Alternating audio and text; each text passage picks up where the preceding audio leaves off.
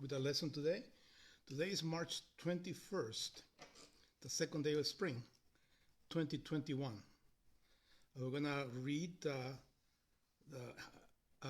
Haman's plot to destroy the Jews. Let me start reading the first is going to be chapter 3 from 12 to 15, and then chapter 4 from 1 to 9. Verse 12. It says, Then on the 13th day of the first month, the royal secretaries were summoned. They wrote out in the script of each province and in the language of each people all Haman's orders to the king's satraps, the governors of the various provinces, and the nobles of the various people. They were written in the name of King Xerxes himself and sealed with his own ring. Dispatches were sent out by couriers to all the king's provinces with the order to destroy, kill, and annihilate all the Jews, young and old, women and children, on a single day, the 13th day of the 12th month, the month of Adar, and to plunder their goods. A copy of the text of the edict was to be issued as law in every province and made known to the people of every nationality, so they would be ready for that day. The couriers went out, spurred on by the king's command, and the edict was issued in the citadel of Susa. The king and Haman sat down to drink, but the city of Susa was bewildered. Well, I cannot pronounce the word. Bewildered. Verse 1, chapter 4. When Mordecai learned of all that had been done, he tore his clothes, put on sackcloth and ashes, and went out into the city, wailing loudly and bitterly. But he went only as far as the king's gate, because no one clothed in sackcloth was allowed to enter it. In every province to which the edict and order of the king came, there was great mourning among the Jews, with fasting, weeping, and wailing. Many lay in sackcloth and ashes. When Esther's eunuchs and female attendants came and told her about Mordecai, she was in great distress. She sent clothes for him to put on instead of his sackcloth, but he would not accept them. Then Esther summoned Hathach, one of the king's eunuchs assigned to attend her, and ordered him to find out what was troubling Mordecai and why. So Hathach went out to Mordecai in the open square of the city in front of the king's gate. Mordecai told him everything that had happened to him, including the exact amount of money Haman had promised to pay into the royal treasure for the destruction of the Jews. He also gave him a copy of the text of the edict for their annihilation, which had been published in Susa, to show to Esther and explain it to her, and he told him to instruct her to go into the king's presence, to beg for mercy and plead with him for her people. Hathach went back and reported to Esther what Mordecai had said. Okay. So, up to now, we started this book of Esther with King Xerxes giving a feast. A feast because he was preparing to go into a campaign against Greece. During the feast, he got drunk, of course, and asked Queen Vashti to come and dance for the Queen Vashti refused. So because she refused, her crown was taken away from her. So somebody else had to be her queen, his queen. So then he goes back to the Greek campaign. After 2-3 years, he comes back defeated. Then all these preparations to have a new queen was already in place. So he chooses Esther as his next queen. Now Mordecai was Esther's cousin. And Mordecai he had a place in the court. So one day he overheard a plot to assassinate the king. He tells that to Esther. Esther tells to the king. The two guys who were plotting were discovered and executed. And after that, the king promotes Haman. Haman comes out of nowhere. We don't know prior to this verse where he come from, but all of a sudden he's being promoted by the king. Haman is a person who was not a very good person. So we are there, and then Haman, he was such an arrogant fellow. He demanded that everybody will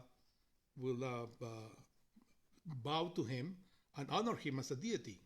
Mordecai, being a Jew, he refused. Now Haman, knowing he was a Jew, not only he wants to destroy him, but he wants to destroy all the Jews. And then convinces the king to issue an order to do just that. And then he chooses a date. So we are here in verse 12. I want to read it. Okay, it says here, then on the 13th day of the first month, the royal secretary were summoned. They wrote out the script of each province and in the language of each people of all Haman's orders to the king's satraps, the governors of the various provinces, and the nobles of the various peoples. These were written in the name of King Xerxes himself and sealed with his own king. Okay, so when they decided on the date, they did it by a lot, like a throw the dice. And that was, let's say, in the month of the first month of the year. And the date came on the last month of the year. So by chance or divine providence, the Jews had like a 12 months to be prepared for that day to take place. Now, they did it in such a 12 months because they wanted also all the letters to go to everywhere in the provinces to give a little more time. But the saying goes, forewarned is forearmed. In Spanish, it's la guerra avisada, guerra ganada. So it was a divine providence that they were given so much time to prepare for that. If you knew that somebody's going to attack you and you got time to prepare, you prepare. Right. Okay. So it continues here. So they wrote out the script each province, in the language of each people, all Haman's orders. The Haman had, for some reason, had a limited power to do what he pleased. And he made use of it and directed the scribes what they should write. What are the satraps? Then to the king's satraps. What are they? What is it? Satraps are like deputy governors. Oh. Like assistants, satraps. The people that do the job of the king, satraps. Lieutenants, whatever. Then the deputy governors of 127 provinces. Then to the governors of the various provinces and the nobles of the various people. It seems that there were different people in every province, which had their own rulers. It was a conglomeration of different nationalities sometimes with their own languages. And everything, every place, state had its own leader. And they were written in the name of King Xerxes himself and sealed with his own ring. All this Haman took care to have done as early as the 13th of Nisan. So the execution was not until 13th of Adar, which is about 12 months, or 11 months later. Partly so there might be enough time to send the letters. So God's people never faced a more terrible threat than this one. It's like the Holocaust, just the Holocaust in the 1930s in Germany. The egomaniac Haman had engineered that which might easily have destroyed the entire race of the chosen people, just like Hitler. But there was no way God would have allowed such a thing to happen, because all the glorious promises of Messiah to redeem mankind from their sins were contingent upon the preservation of Israel, of God, until the Messiah was born in Bethlehem. Right. God had forsaken this threat. He had foreseen it when King Saul was ordered to destroy the Amalekites. Saul failed to do so, but God did not abandon people. This is what we discussed last week. If you read in the book of Samuel, Saul was told by God through Samuel, to destroy all the Amalekites and the Agagites, like King Agag. But he did not destroy everybody. He left alive some people, and this Haman was a descendant of those people that survived. Oh. So disobedience at that time caused this. Yeah. Okay, so let's continue with verse 13. Dispatches were sent by couriers to all the king's provinces with the order to destroy, kill, and annihilate all the Jews, young and old, women and children, on a single day, the 13th day of the 12th month, the month of Adar, and to plunder their goods. It was very similar to what happened in Germany, what is called Kristallnacht, that all the businesses of the Jews were ransacked one day, and they take everything. It's like and then of course the police just looked the other way, because they didn't care. I mean, it was, same thing. I mean, this was not only to get their property, but to kill them. I mean, men, women, and children. I mean, there was an order. It's like James Bond, license to kill. Right. These people had just license to kill. I mean, by law, you could do that. Yeah. Okay, so that's terrible. But in Deuteronomy, when God was giving the land to the Jews, some cities they spared the people. I guess they must have been relatives of, or part of tribes or something. And somewhere God ordered them to annihilate the town and destroy everything. Sometimes to take plunder, and in others to destroy everything. Right. Yeah. Yeah. Sometimes just to kill the people, take the plunder. Yeah. Another thing, just kill everything. Yeah. But the Malachites was to kill everybody. Yeah. Even the cattle and everything. Yeah. But Saul disobeyed. Yeah. And I know one tribe disobeyed him, and then they got polluted by their influenced by that. Yeah, sure. Yeah. Okay. So you read 13. Yes. So whoever killed a Jew would get his property for his trouble. And so an order was given to get rid of these miserable people. Both in the Greek version and in Latin, the copy of this order is introduced as them. Actually, the copy read like this. It is the king's desire to have all his dominions in peace and prosperity, but that he is informed that this cannot be expected, while a certain detestable people are disseminated through all his provinces, who not only are not subject to the laws, but they dare to change them, and that nothing less than their utter extermination will secure the peace and prosperity of the empire. And therefore he orders that they all be destroyed, both male and female, young and old, etc. So the wickedness of the intended massacre does not rely only on Xerxes and Haman. All the people are going to participate. Great multitudes of the king's subjects must participate in the guild. The governors and rulers of every province and the people under their command have letters written to them, sealed with the king's seal, to contribute their part to the massacre. Let us consider what they do. If they are wicked, they are not wicked alone. So the orders were to destroy by any means whatsoever all the Jews of every age and sex, all in one day, in all the provinces which are here named. And they might be cut off with one blow, and to take the spoil of them for themselves, to be their own booty, which by proposing this was to encourage them in this barbarous work. Now, in Nazi Germany, they wanted to get rid of the Jews. I mean, Hitler wanted to do this way back when he was in prison in 1923, I guess. So he wrote Mein Kampf. So he delineated exactly what he was going to do. So it was already people knew already. Yeah. Okay, and one of the things. One of the things that they wanted to do is first take the Jews and expel them from Europe. Then take them to Madagascar, and put all the Jews in there. But the Royal Navy, British Navy, was really very powerful, so they couldn't do that. Okay? So the final solution was exterminate everybody. Now, to exterminate, how do we do that? First, they start shooting them. But those people doing the shooting become exhausted and will take too long. So they came with ideas to do it faster. Now, just think about that. You tell the engineers, how can we kill people faster? So they come with these gas things in there. And you have to have a bunch of engineers and architects thinking about this. You have to have draftsmen that have to draw up. Then you put the plans, just like you do a building, all for the extermination camps, until you get a very efficient thing. So the guild, like here, over there, it was not only the Nazi echelon, but all these. Because they all participated. Yeah, I mean, from the architects, engineers, to workers, to everybody. But people broke them. But that really spread all over because really a lot of people knew what was going on and they did not intervene or. If you had a house, and next door to you was a family of Jews, and all of a sudden they disappear. Mm-hmm. When you say, what happened to them? Then you tell the neighbor, you know what happened to them? Yeah, they went sent to resettlement camps. And then here, and there. And then you don't say anything, because if you say something, it might happen to you too.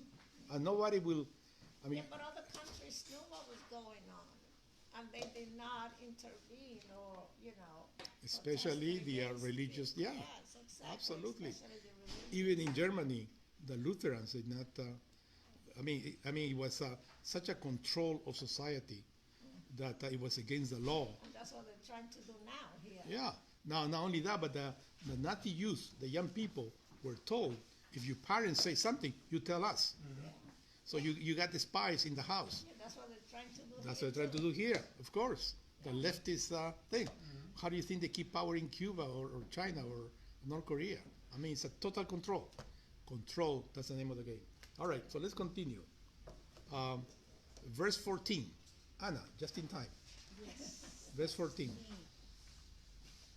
A copy of the text of the edict was to be issued as law in every province and made known to the people of every nationality, so they would be ready for that day. Okay, it says here, not only letters were sent to the governors, but a copy, a written copy, with the contents of them was published by heralds. And probably they were posted in the polls all over the place. It's like when you lose a dog, you put lost dog, same thing all over. So everybody knew. I mean, there was no internet, there was nothing there. So that was one way to do it. And it says, so they will be ready for that day, ready to exterminate the Jews and seize the goods as prey.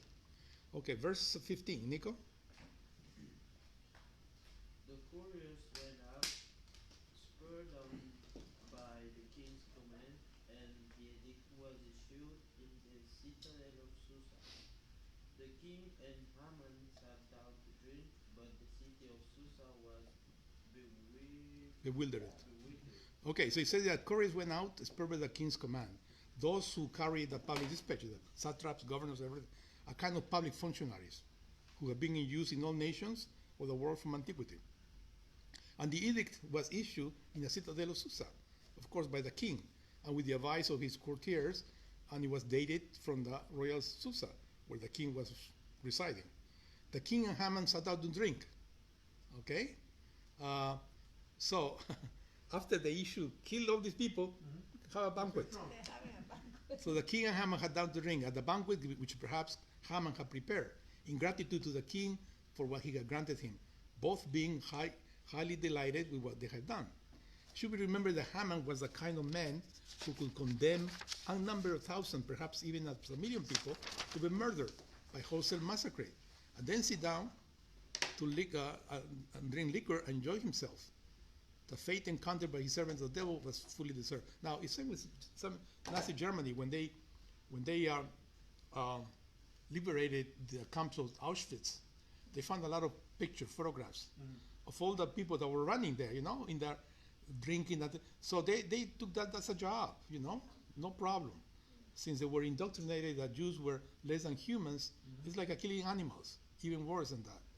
So there was no remorse at all. There was, even though they're supposed to be a Christian nation, and the soldiers having the buckle, God is with us.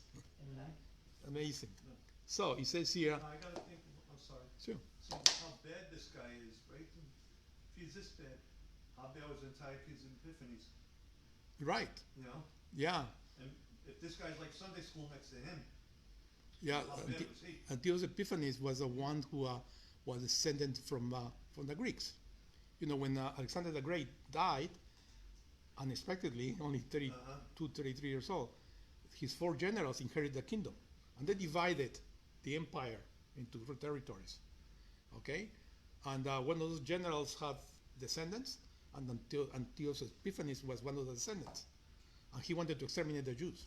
Not only that, but he sacrificed pigs in the synagogue, in the temple. It really was bad. But then it was a rebellion by the Maccabees. Okay, and that's where Hanukkah comes in. They defeated Antiochus Epiphanes. And then Hanukkah comes in because they had they're supposed to light the lamps for 8 days, but they only have oil for 1 day. But so they put 1 day, but according to the tradition, it was a miracle that it lasted 8 days. That's why they had the menorah, anyway. And the Hanukkah is because of that. Okay, so here, in the city of Susa was bewildered. Can you imagine if everybody in the city of Susa knows what's going to happen to the Jews, even though you're not a Jew? And these people are friends with the Jews, and a lot of are intermarried. So if your wife is a Jew, what do you think is going to happen to you? You're afraid, So it was consternation in there. Everybody was worried, what's going to happen? Who's going to be next? Yeah. That's why when a certain race is focused to be eliminated, don't think that just because you are not that race, you're not going to be next. Because people who are at power, they got paranoia. They think everybody's going to take the power. So they not only kill these people, but they kill anybody they think is a threat, and they use anything as an excuse. For example, in Nazi Germany, the Reichstag of the capital was burned. Okay, so do you know what it was? I mean, we know who it was, but then they claim subversive people. So just to destroy this, Hitler asked for emergency powers, temporary, to deal with this. Temporary. So they dealt with that, whatever, but this temporary stay forever. Yeah. And the real president died, so he assumed all that. Okay. Now, people assume temporary measures sometimes. In Peru, there was this President Albert Fujimori, which was the president of Peru, and there was this guerrilla tactic. A lot of people were fighting the government in the guerrillas, and subversive people, and it was really bad because the city was attacked. There were car bombs. There were no electricity sometimes. I mean, there were blackouts. They really make life impossible. And if you just go by democracy, you don't do things. I mean, they do all that. So he asked for temporary emergency measures, and he was granted. And because of that, he started arresting everybody. And because he did, they broke the back of this guerrilla movement, and they got the leader. And he was living right in the center of Lima, in the capital, and he is like Osama bin Laden, right in the noses, and he was sent to prison, and that's why he had a success, the president, against it, and then he didn't extend those temporary those emergency. He went back to the democracy, but of course he was criticized for the time in which he and also at that time they took the Japanese embassy, and they had a lot of hostages, these guerrillas, and it's amazing. You gotta read all that, because then the government started, how are we gonna get there? So they start making 3 tunnels, and then there was cars, trucks going around making a lot of noise, so they will not let the guerrillas sleep. And of course there was in the meantime they were making the tunnels, and so and then finally when the day came, commandos, were thrown in there, and then the guerrilla, they already knew the routine, because as they were giving food to the hostages, one of the hostages was giving messages. So informing the routine. At this time they take a nap, then they start playing soccer, so they knew how they. So when the time came, the commandos went over there, okay, and of course there was a shooting. Of course, some of the guerrillas say, "We give up." No. They killed everybody. It was something big that they. Yeah, and of course they accused the government. Why did they kill them? They give up. Forget it. No, we don't want martyrs here. Then they have another guerrilla in another part of the world, and they take hostages, release these people like doing in Israel, So they kill everybody. Of course, he was accused of killing everybody. They give up. Forget it. But Fujimori is still in prison, right? No, he's now he's old, so he's in a home. I mean, he's not going anywhere. No, but he was in prison, right? So Yeah, for other reason. That's another thing, though. Anyway, so in the city of Susa, people were worried. They saw that in a short time, this wicked measure, the whole city will be thrown into confusion. For although the Jews were the objects of this decree, you have this armed populace against them. Even the Persians could not hope to escape without being affected, when a desperate mob had begun the taste of human blood and enriched themselves with the property to murder.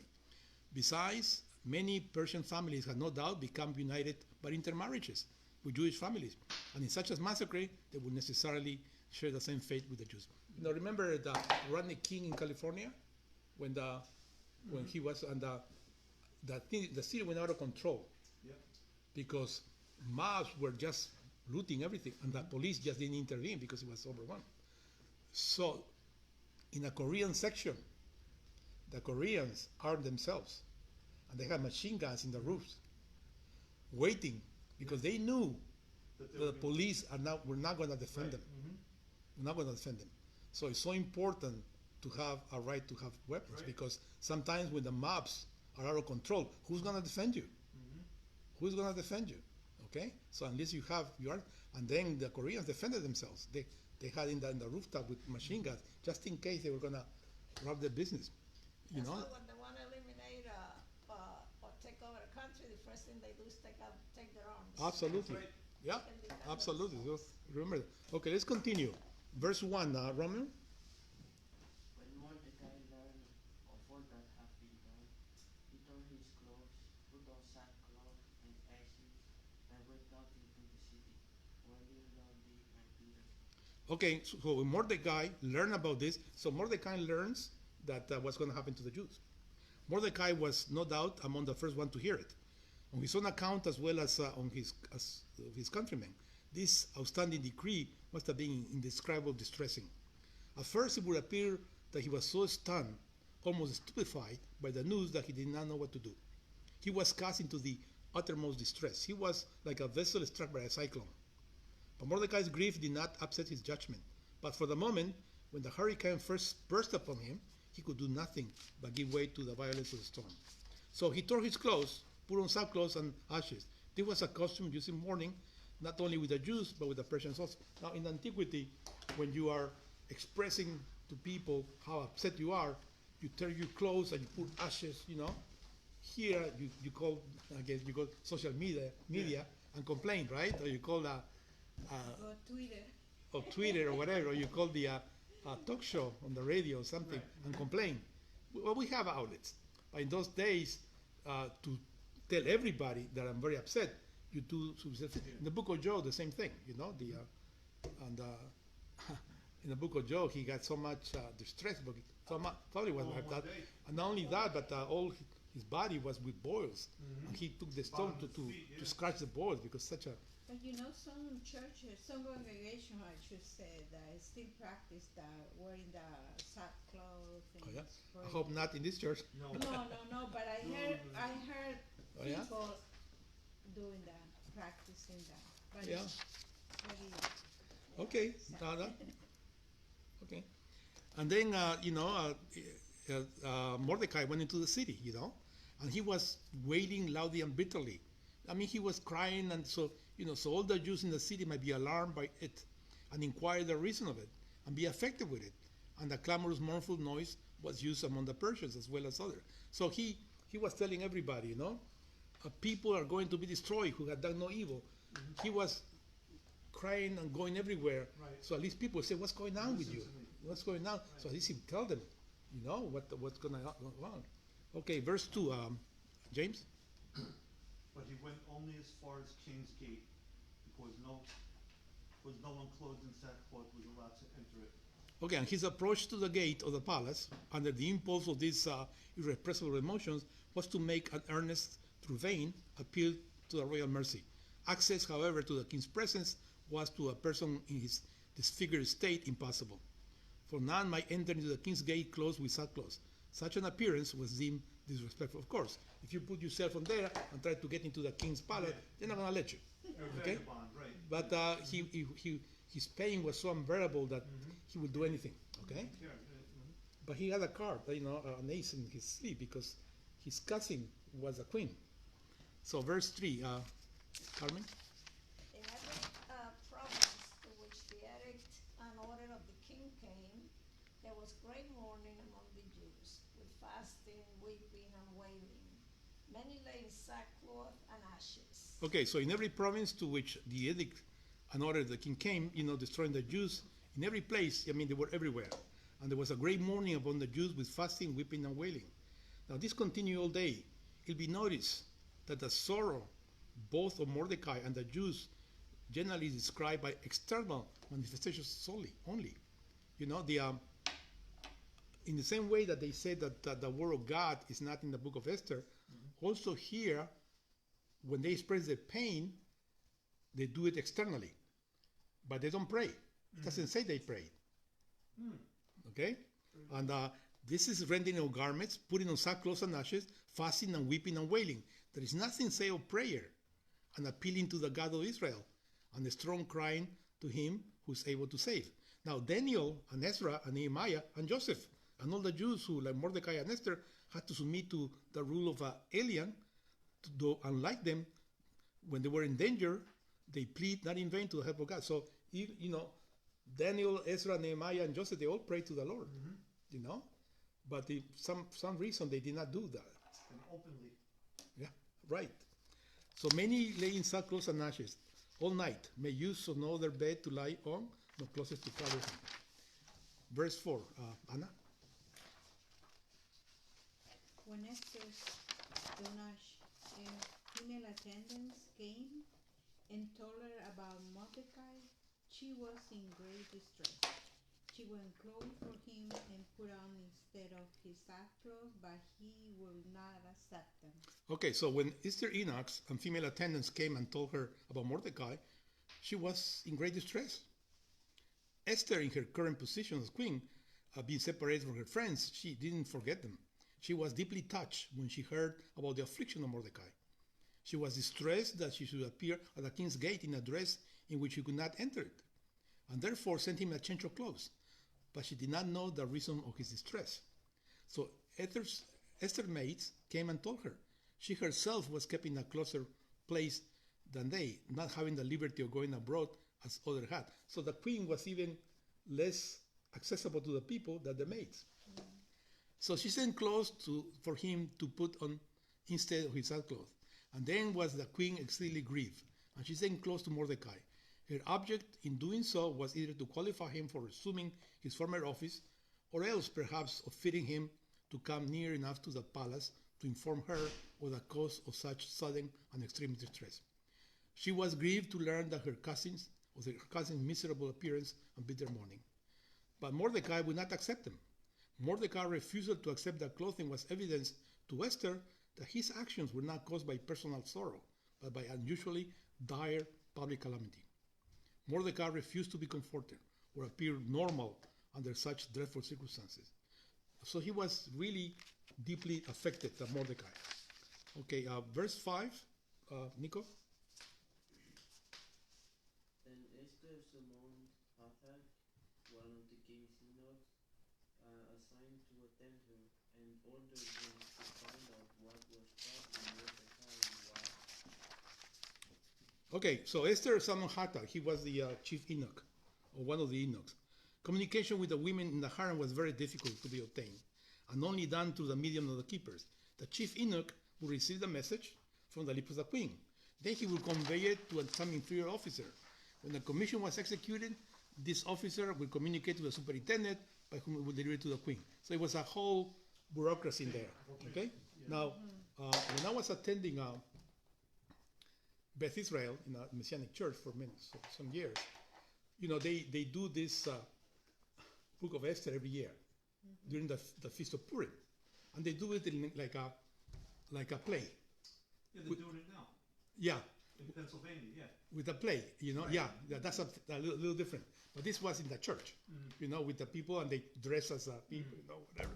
And of course, it's with a modern touch. Okay, so in the play, for example, Esther is in her palace, and then she sees through the window Mordecai, all dressed up, and says, "What's going on with Mordecai?" So she doesn't go through the chain of command. She takes a cellular phone and calls Mordecai. Says, "Mordecai, what's going on?" Mordecai says, so he tells everything. Okay, all right. So they with a modern touch, all right. And then there was when the king chooses a new queen, there was a parade of all the misses, Miss Philippines, Miss Puerto Rico. So from all that, he chooses a queen.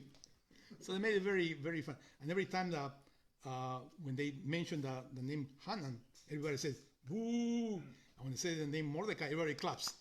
So the whole thing is tongue-in-cheek, Right. But the message is put forward, Okay.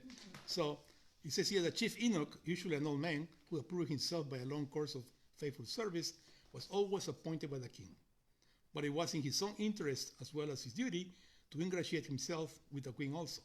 Accordingly, we find Hathach rendering himself very serviceable by carrying on those private communications with Mordecai, who was thereby enabled to enlist Esther's powerful influence, and ordered him to find out what was troubling Mordecai and why. So the king tells the eunuch, find out what's going on with Mordecai, The queen wanted to know the reason for his appearing in sackcloth and why he did not accept it, the clothes she sent him.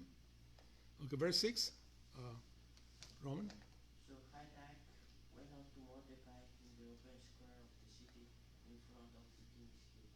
So Hathach was obedient to his queen mistress, pleasing her in all things. And so he went to the open square where Mordecai was, expressing his grief and sorrow in front of the king's gate that led to the royal palace. Verse 7, James. Mordecai told him everything that had happened to him, including the exact amount of money Haman had promised to pay into the royal treasury for the destruction of the Jews. So Mordecai told him everything. So the chief eunuch comes to talk to Mordecai, and Mordecai tells him everything, explaining the reason why he would not pay homage to Haman, who had vowed revenge against him and all the Jews for his sake, and had vowed revenge on them and had formed a scheme to destroy them all, including the exact amount of money Haman had promised to pay into the royal treasure for destruction of the Jews. He's referring to the 10,000 talents of silver he proposed to pay to the king's treasurer in lieu of the Jews' tribute, which Mordecai observes to show how bent he was upon the destruction of the Jews. He did not care what it cost to gain this point. I mean, he didn't care about the money anymore. He just wanted to kill them. Verse 8, Carmen? He also gave him a copy of the text of the edict for their annihilation, which had been published in Susa, to show to Esther and explain it to her. He told him to instruct her to go into the king's presence to beg for mercy and plead with him for her people.